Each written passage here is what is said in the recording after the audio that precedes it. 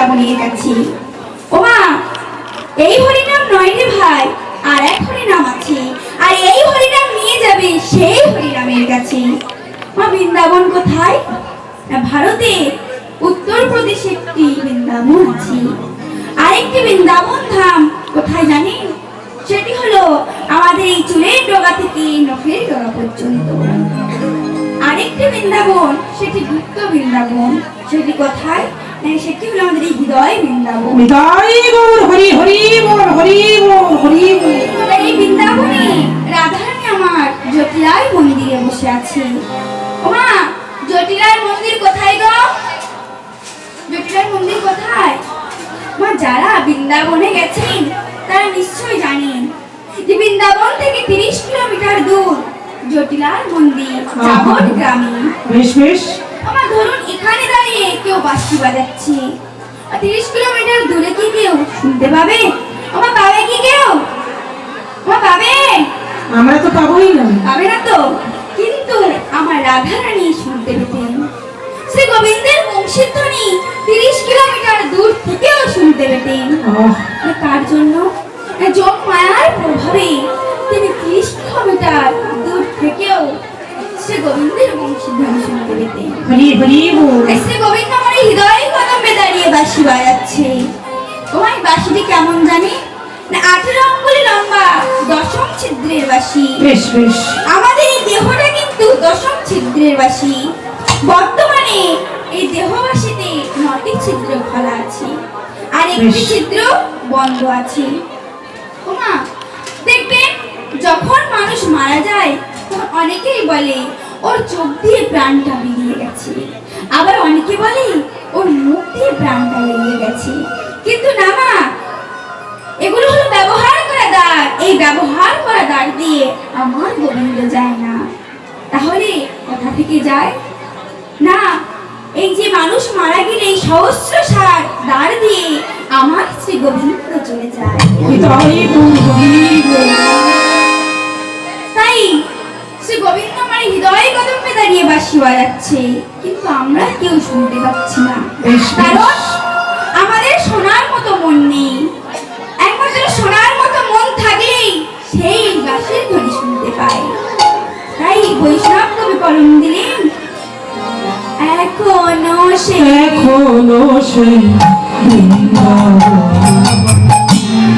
বাঁশি বাজে রে,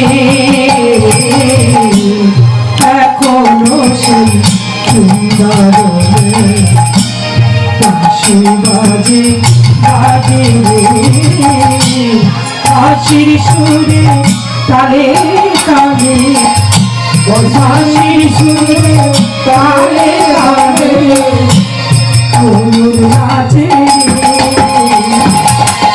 এখনো সেই বৃন্দাবনে বাঁশি বাজে, এখনো সেই বৃন্দাবনে বাঁশি বাজে, এখনো সেই নির্জনা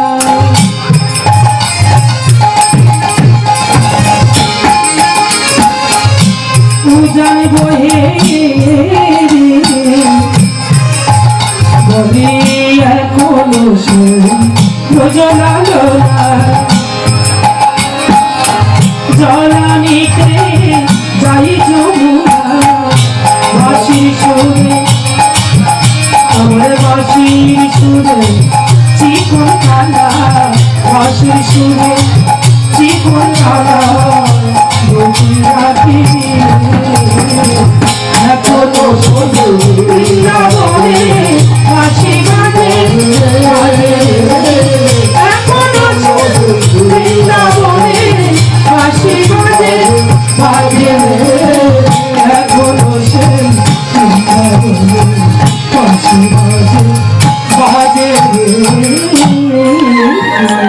শ্রী গোবিন্দ আমার হৃদয় কদমে দাঁড়িয়ে বাঁশি বাজাচ্ছে। রাধারানীকে যেমন তার অষ্টসখীরা ঘিরে বসে থাকে না, ঠিক তেমনি এই নাভিকে তার 8টি নারী নাভি রাধারানীকে ঘিরে বসে আছে। বেশ বেশ, হরি বল হরি বল। নাভির নিম্ন ভাগে প্রেম সরোবর, সেই নিম্ন ভাগ থেকে উৎপত্তি হয়ে ঊর্ধ্বগামী হয়ে এখানে মিলিত হয়ে হয়েছে ত্রিবেণী সঙ্গমে। তাই রাধারানী আমার তার গৃহে বসে আছে। তখন তার সখীরা এসে বলছে, রাধিরে, আমরা আমাদের গৃহের কাজকর্ম পরিত্যাগ করে তোর কাছে এসেছি একটু কৃষ্ণ কথা হরি কথা শুনবো বলে। বল না রাধে, বল সেই কৃষ্ণের গুণগান একটু আমাদের সাথে বল। তখন রাধারানী আমার বলছে, সখী, এখানে মধুরারূপী মধুর শ্রী বৃন্দাবনী হরি বল লীলাময়ী কিছু মধুর লীলা যাই রে লীলার বলিহারি। তাই শ্রী গোবিন্দ আমার প্রভাত সময় মাতা যশোমতী কৃত বেশভূষণী সুসজ্জিত হয়ে সখাগণের সঙ্গে গোচরণে বিনোদ খেলা খেলছে। খেলতে খেলতে হঠাৎ নতুন লীলা প্রকাশের লাগি শ্রী গোবিন্দ আমার কি করলেন, খেলার রসে ছিল কানাই সুবলের স্বরে আহারে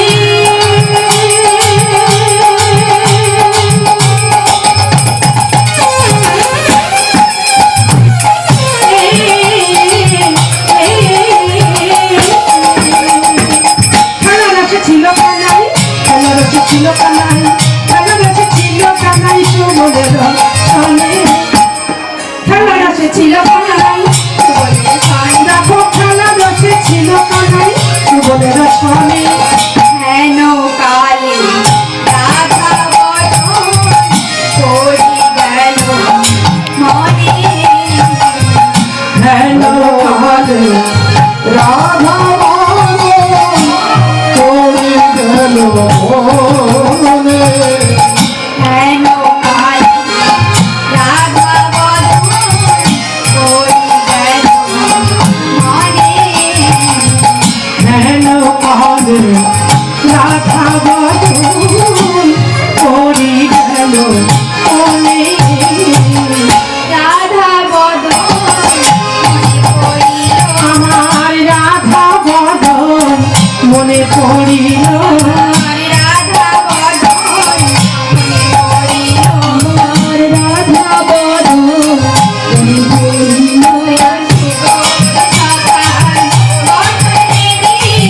রাধা বদন মনে পড়িল। আমার সুবল শাখা বদন গিরি রাধা বদন মনে পড়িল।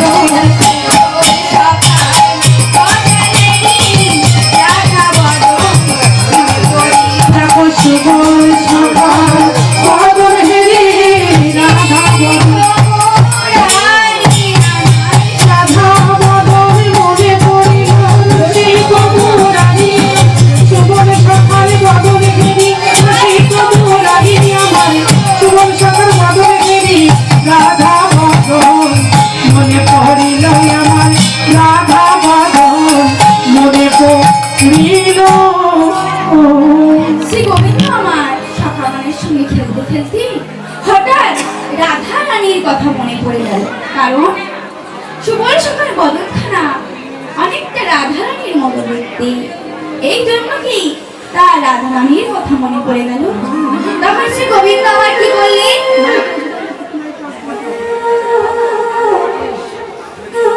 তখন শ্রী গোবিন্দ আমার কি করলেন, না সখাগণকে খেলার স্থানে রেখে দিয়ে একাকিত যমুনার তীরে একা দাঁড়িয়ে আছে। হরি বল আর এদিকে ভাই সুবল আমার চারিদিকে খুঁজছে যেখানে সমস্ত সখা আছে, কিন্তু আমার ভাই কানাইকে তো দেখতে পাচ্ছি না, সে কোথায় গেল। এই বলে ডাক দিল, কানাই, এই কানাই, কানাই।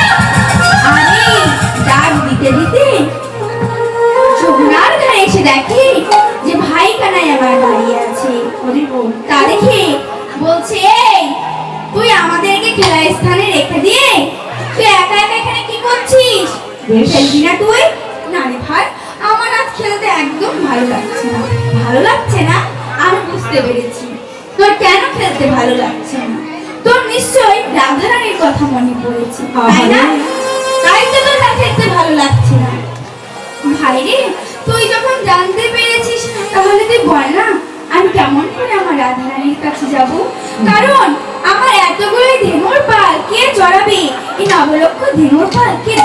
বলতো?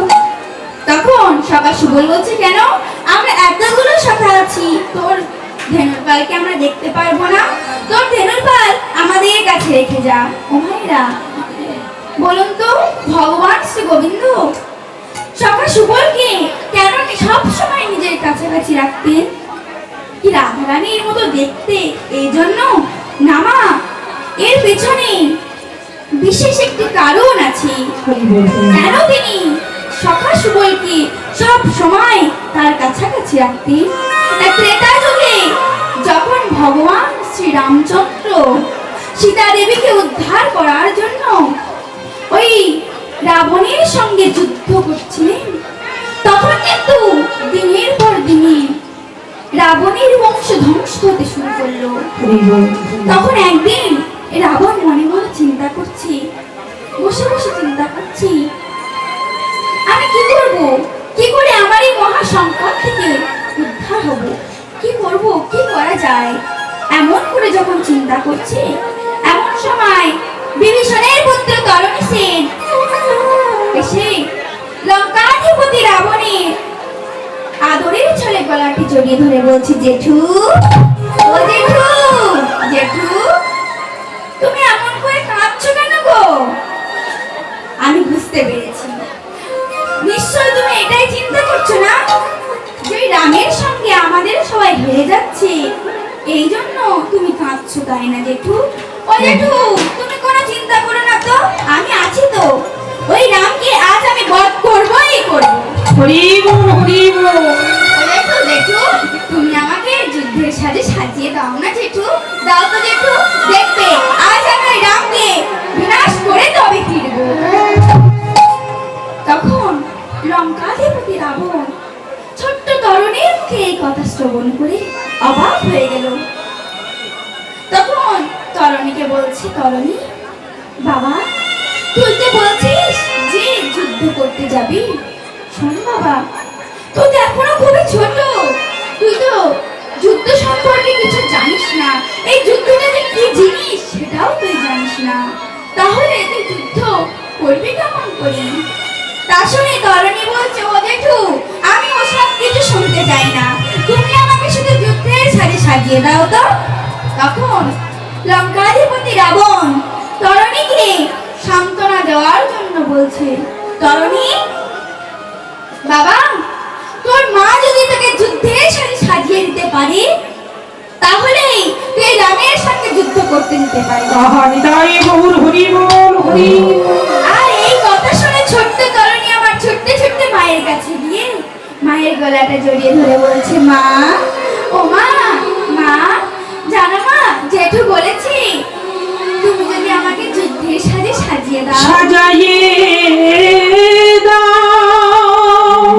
তাহলে আমি রামচন্দ্রের সঙ্গে যুদ্ধ করতে যেতে পারি। ও মা, মা, দাও না, দাও না গো মা, আমাকে যুদ্ধের সাজে সাজিয়ে দাও।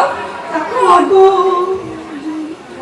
তরুণীর মা সরমা দেবী যুদ্ধ সাজে তরুণীকে সাজিয়ে দিলেন আর বললেন, যা তরুণী, তুই যুদ্ধের জন্য প্রস্তুতি নে।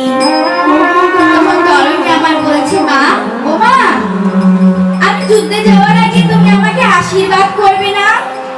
তখন মা সরমা তরুণীকে বলছি, তরুণী, আমি তোকে বলিলাম এই আশিস, তুই যেন আর কখনো ফিরে না আসিস।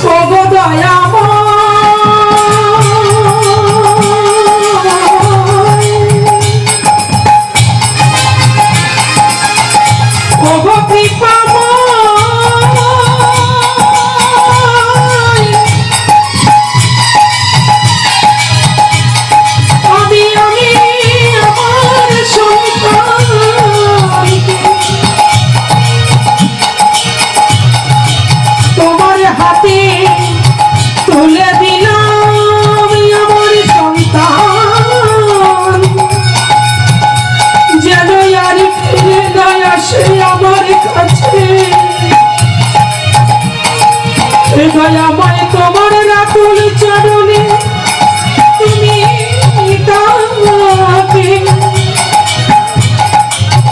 রাতুল চরণে তুমি তাকে, তুমি তুমি তাকে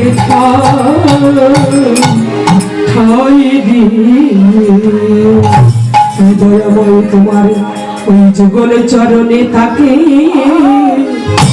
ঠাই দিও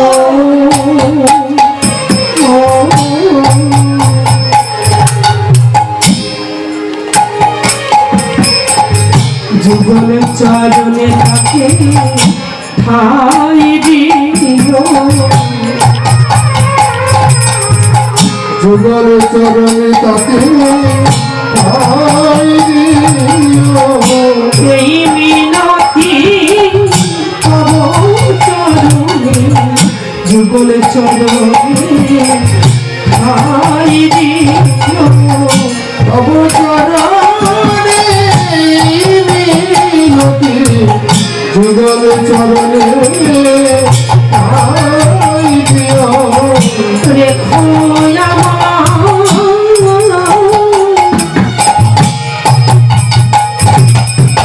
মিনতি রেখো তোমায় বলি রেখো আমার মিনতি বলি তোমার মিনতি রেখো আর কিছু চাহি না মিনতি রেখো তোমার ওই চরণে রেখো আমার মিনতি রেখো তোমার কাছে এই মিনতি আমার মিনতি রেখো তোমার কাছে এই মিনতি আমার মিনতি রেখো দয়াময় দয়াল হরি আমার মিনতি রেখো রেখো রেখো তোমার চরণে রেখো তখন মা সরমা আমার তরণীকে আশীর্বাদ করে রামচন্দ্রের উদ্দেশ্যে করজোড়ে কাঁদছে আর বলছে, হে প্রভু, আমার এই তরণীকে তোমার সঙ্গে যুদ্ধ করতে পাঠিয়ে দিলাম। রাধে রাধে আমার এই তরণীকে তোমার চরণে ঠাই দিও প্রভু। হরি বল হরি বল তখন তরণী আমার এবার লঙ্কাধিপতি রাবণের কাছে এসে বলছে, জেঠু, ও জেঠু, দেখো দেখো জেঠু, মা আমাকে যুদ্ধের শাড়ি সাজিয়ে দিয়েছে। দেখো দেখো জেঠু, যুদ্ধে যাওয়ার আগে তুমি আমাকে একটু আদর করে দাও না জেঠু, তাহলে দেখবে আমি ওই যুদ্ধে জয়ী হয়ে ফিরে আসবো। হরি বল হরি কিন্তু রাবণ তো জানি রামের সঙ্গে যুদ্ধ করতে গেলে তরুণী আর ফিরে আসবে না। আহারে তাই তরুণীকে বক্ষ মাঝে জড়িয়ে ধরে কাঁদছে আর বলছে, তরুণী, তোর মা যখন তোকে এই যুদ্ধের সাজে সাজিয়ে দিয়েছে, ওরে তরণী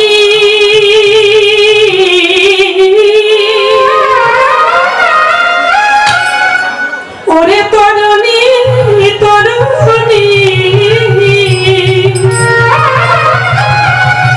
তোর ওই সাজ দেখে আমার মনে মনে বড় সাদ জাগে রে তরণী।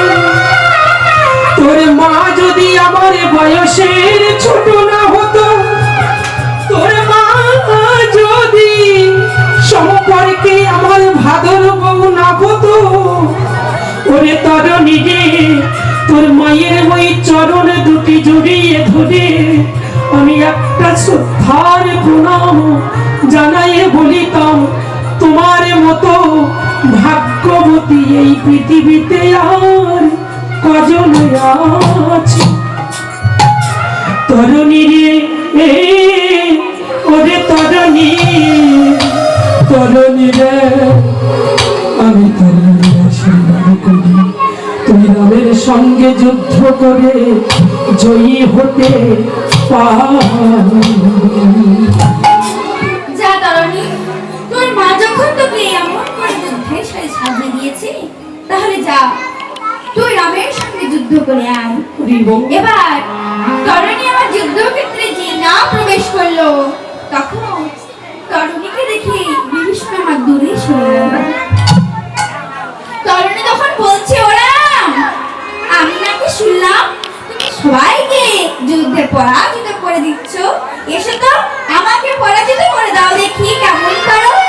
তখন রামচন্দ্র বলছে, বৎস, তুমি তো আমার খুবই ছোট, তুমি তো যুদ্ধ সম্পর্কে কিছু জানো না। হরি বল হরি বল হরি বল। যাও বাবা, তোমার মায়ের কাছে ফিরে যাও। না না, আমার মা আমাকে আশীর্বাদ করেছে, আমি এই যুদ্ধে জয়ী হয়ে ফিরে যাব। বেশ বেশ। তখন রামচন্দ্র আমার ছলনার যুদ্ধে তরণীকে বধ করল। আর তখন বিভীষণ আমার ছুটতে ছুটতে প্রভুর দুটি রাতুল চরণ জড়িয়ে ধরে বলছে, প্রভু প্রভু, এই জন্মে যেমন করে আমার পুত্র তরণীকে তোমার চরণে ঠাঁই দিলে, ঠিক তেমনি করে পর জন্মেও তোমার চরণে আমার তরণীকে ঠাঁই দিও প্রভু।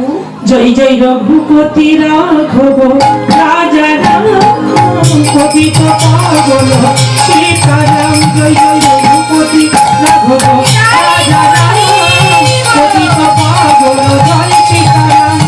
রঘুপতি রাঘব রাজা রাম পতিত পাবন জয় সীতারাম। সীতারাম জয় সীতারাম। সীতারাম বল জয় সীতারাম। সীতারাম বলো জয় সীতারাম। সীতারাম বলো জয় সীতারাম। সীতারাম বলো সীতারাম। সীতারাম বলো জয় সীতারাম। সীতারাম বলো জয় সীতারাম। সীতারাম বলো জয় সীতারাম। জয় জয় রঘুপতি রাঘব রাজা রাম পতিত পাবন সীতারাম। রঘুপতি রাঘব রাজা রাম পতিত পাবন জয় সীতারাম। ঈশ্বরাল্লাহ তেরি নাম সত্য সম্মতি দে ভগবান। ঈশ্বরাল্লাহ তেরি নাম সত্য সম্মতি দে ভগবান। জয় জয় রঘুপতি রাঘব রাজা রাম পতিত পাবন জয় সীতারাম। জয় জয় রঘুপতি রাঘব রাজা রাম পতিত পাবন জয় সীতারাম। জয় জয় রঘুপতি রাঘব রাজা রাম পতিত পাবন জয় সীতারাম। পতিত পাবন জয় সীতারাম। পতিত পাবন জয় সীতারাম। তখন ভগবান বলেছিলেন, বিভীষণ, এখন ত্রেতা যুগ, আসবে দাপর যুগ, তখন তোমার পুত্র নাম হবে সুবল। তখন আমি তোমার পুত্রকে সব সময় আমার কাছাকাছি রাখবো। এই জন্য কিন্তু ভগবান সুবলকে সব সময় নিজের কাছাকাছি রাখতেন।